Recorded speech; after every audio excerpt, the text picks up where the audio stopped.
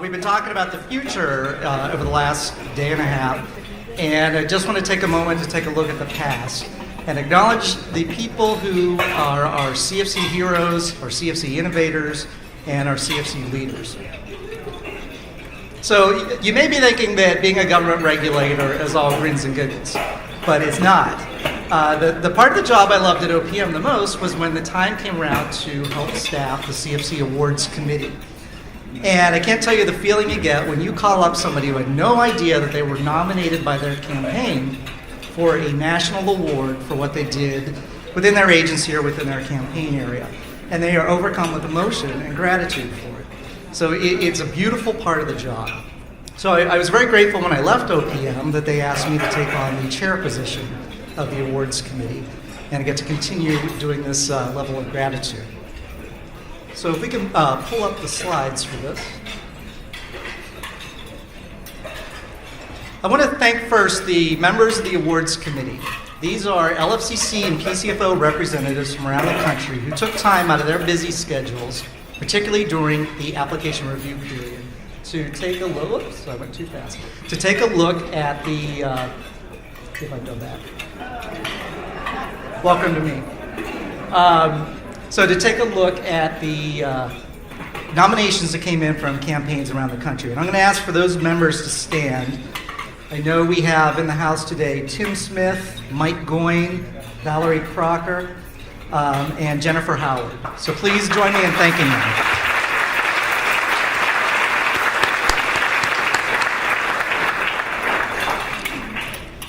So normally this training takes place before we have the award selection. So we don't have the chance to actually acknowledge the people while we're all gathered together. But today, some of those award winners are in the audience, and they don't know that they have won this award. So they're going to be surprised. So the first thing the awards committee looked at were CFC heroes. These are federal employees who served as key workers, coordinators, campaign managers, LFCC members, you name it. They had some role in the campaign, and they went above and beyond what was expected of them to either increase participation, lower costs, or make sure there was 100% solicitation of the workforce. Of that group that was nominated, the committee has found 13 individuals who were the cream of the crop. Now these folks, again, on this list, don't know that they were nominated, they don't know that they were selected. What's going to happen is OPM is sending them either a certificate or a plaque acknowledging their achievement, and the LFCC will present this to them at an event at the local level. Now for people like Mary Capulli in here, who are getting all itchy because I said there are 13 winners and there are only 11 up here, is because we have the two individuals who are going to be surprised that I'm calling out their name. So please join me in congratulating Lori Burgess from the U.S. Air Force.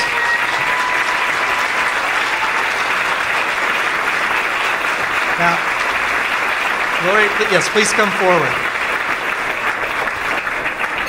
Lori's from the Florida Panhandle CFC, and she first became involved when the campaign was undergoing a major merger. Based on her experience and historical knowledge of the campaign area, she provided sound advice for improvements in reporting procedures and a number of cost-saving ideas. She assumed these responsibilities when the assistant base officer at Eglin Air Force Base had an emergency and prevented him from doing so. So she filled in at the last minute and is credited with reducing campaign costs, garnering feedback from the donors on appreciation gifts, and ensuring 100% contact. Congratulations.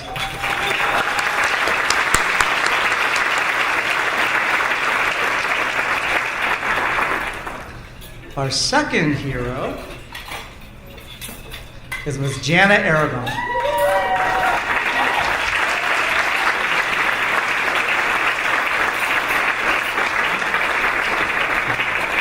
Jana's a local girl. She works at the National Security Agency here in the Baltimore area. And she served as a campaign coordinator where she trained over 300 key workers and identified 30 senior advocates who she appointed to be the champion of the CFC throughout their directorates. And they would meet with their senior leadership. She also is in charge of marketing materials, including putting items on the floor, because at NSA, all of the nerds are looking at the floor instead of looking at each other. And that achieved this incredible marketing respect. As a result of her work, NSA and Fort Meade both increased their pledges in a year where all the other agencies in the area were down.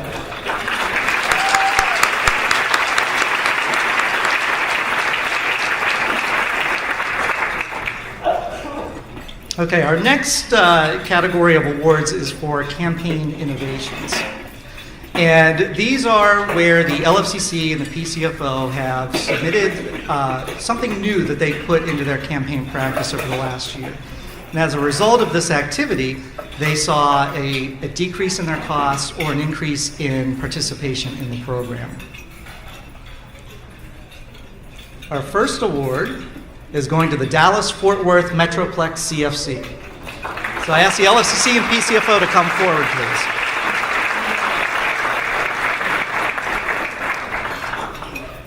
So the Army and Air Force Exchange Association in their area revamped their CFC communication plan to engage its 2,500 potential donors. They had a three-pronged phase, including voicemail messages, print, and getting the charities closer to the donors so the donors understood what the CFC does for them. They reduced costs by going electronic and using tools to ensure that all of the payroll information was transmitted electronically into Nexus and there was no middleman between that process. As a result, it cut costs for both the government and the PCFO.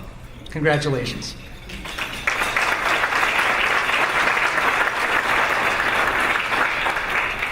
The second innovation award goes to the Florida Panhandle CFC, Lori Burgess's territory.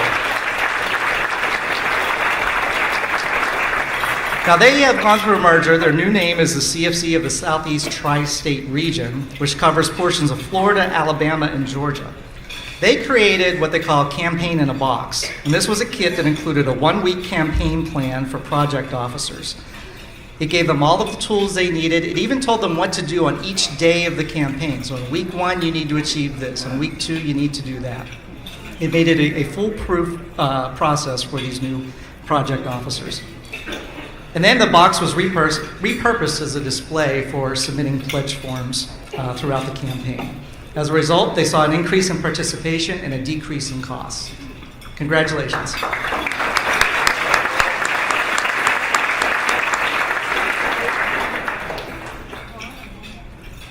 The third of our 4 innovators is the NorCal CFC.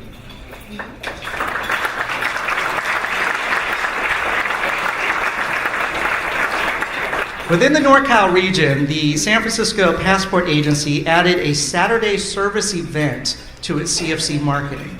So this was not done on employee time, on government time, but they wanted to ensure that those who were not able to give financially through the CFC but wanted to support their community could do so through an event on the weekend. Volunteers went out and prepared meals for the homeless and helped build houses. In addition, they created their own campaign theme of Do Good, Feel Good, and they posted this sun on the wall of their agency. And anytime you made a pledge, you volunteered, you did something to help another human being, you put a ray of sun on there explaining what you did. And this helped increase... Yeah. So this helped increase participation as well as educating the employees about what the CFC does. Congratulations.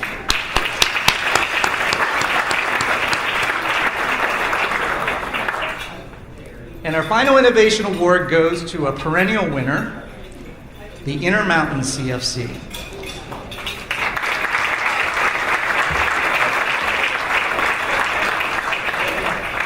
Turning to donor research, their campaign found a study that stressed that people need to be exposed to the name, face, and story of a real charitable beneficiary in order to become motivated to donate through the CFC. With that in mind, they asked as many CFC charities as possible to provide a digital photograph, name, and story of an actual person they helped thanks to CFC contributions.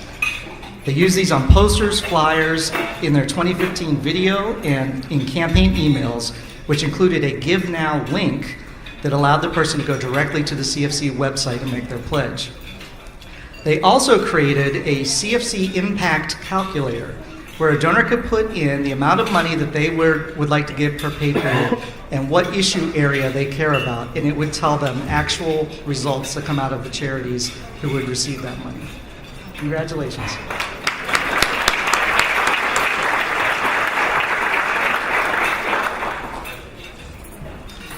And then our final award is one that the National Awards Committee does not pick. It actually comes from the Office of Personnel Management staff, who look for, it doesn't have to be a federal employee, it could be a PCFO, but look for an individual who has done something to improve the program overall. So not only are they a shining star within their campaign area, but they are involved at the national level. And before I announce who has won that award for this year, I had gone through the registration list, and I found so many people who have won this in the past.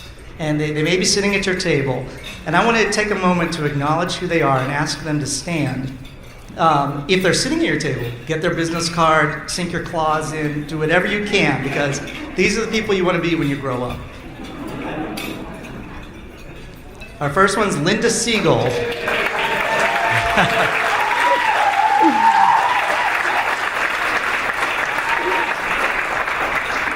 Linda's been on the LFCC for more than 10 years, and in that time, she's assumed leadership positions on the National CFC Committee and the CFC Foundation. She's been a presenter multiple times of these trainings, and she has served on the LFCC Council, as you've seen this morning. You cannot find a stronger advocate for the program.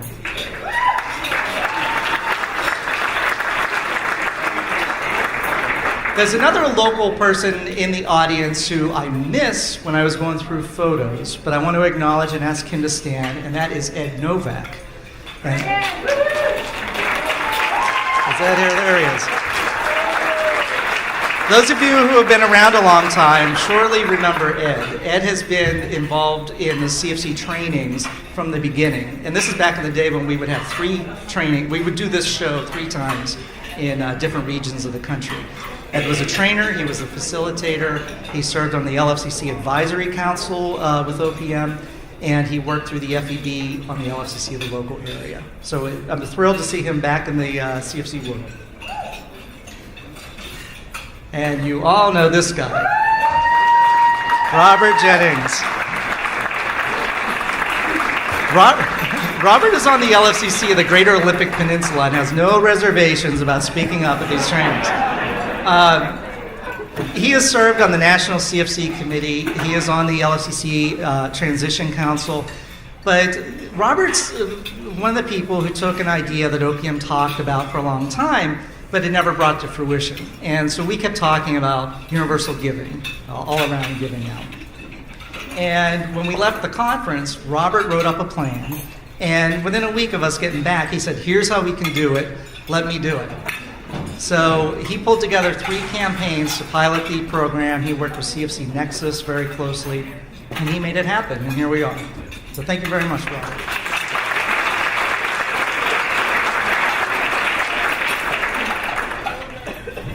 All right, Vince McConey, who I believe has left. He ironically had a meeting at OPM, so he's back at DC. But Vince has been involved with the CFC for over 15 years. Most of that as the chair of the largest campaign in the country, the CFC of the National Capital Area.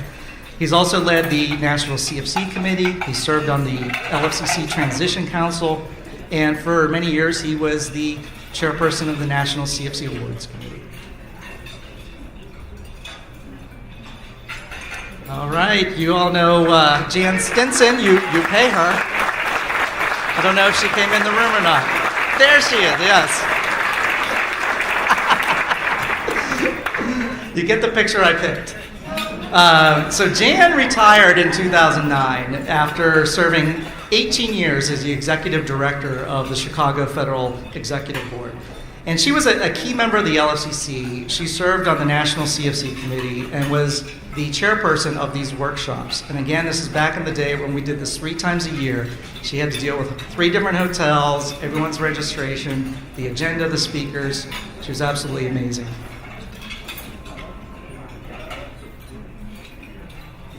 Here's a guy who thought he had left the CFC world, Lou Torsha.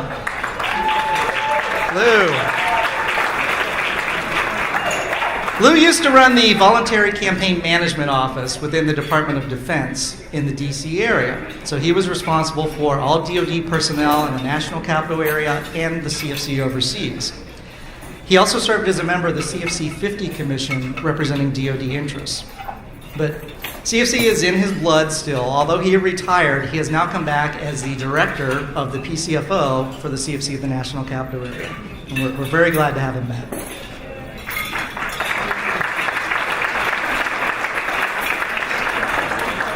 And here's a fan favorite, Tony DeCristofaro. Tony has probably seen the CFC from more angles than any person out in the audience here. Tony has been a charity, he's been a federation, he has been a PCFO director, he serves on 2 LFCCs, and now as a federal employee, he's a donor. Any of you who know Tony know that he is extremely creative, always willing to help, and always has a great story to tell. So we're glad to have Tony still with us.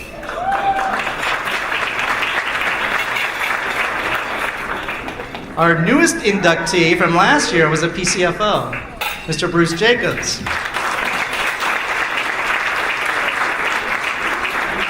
As you know, Bruce is the director of the Intermountain CFC. He's another person who is a can-do. He never sees something that we cannot accomplish. During his time, he has gone through major rezonings of campaigns, agreeing to merge on campaigns that either didn't have an LFCC or PCFO, to the point now he's got the largest campaign in the country with the exception of the Alaska CFC. He's also the creator or the participant in many pilot programs, and as you heard yesterday, the CARE pilot project was his baby that he started from the beginning and has shepherded through. Thank you very much, Bruce.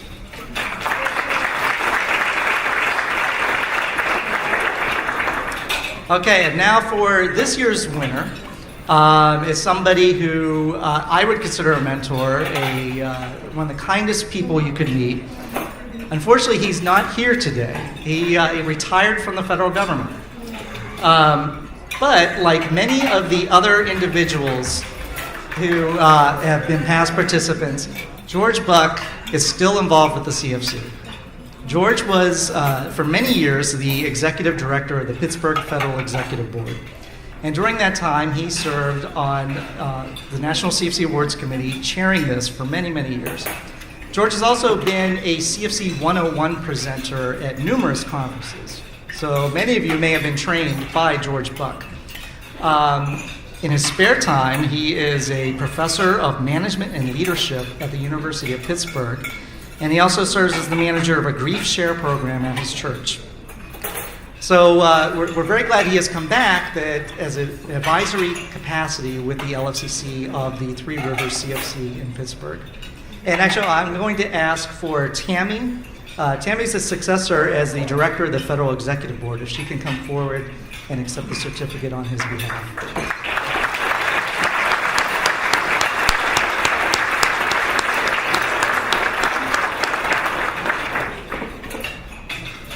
So thank you for your time, and please keep in mind your great volunteers, your great LFCC members for next year's awards program.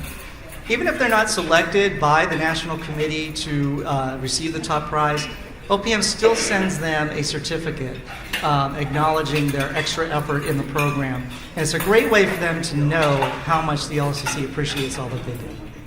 Thank you very much.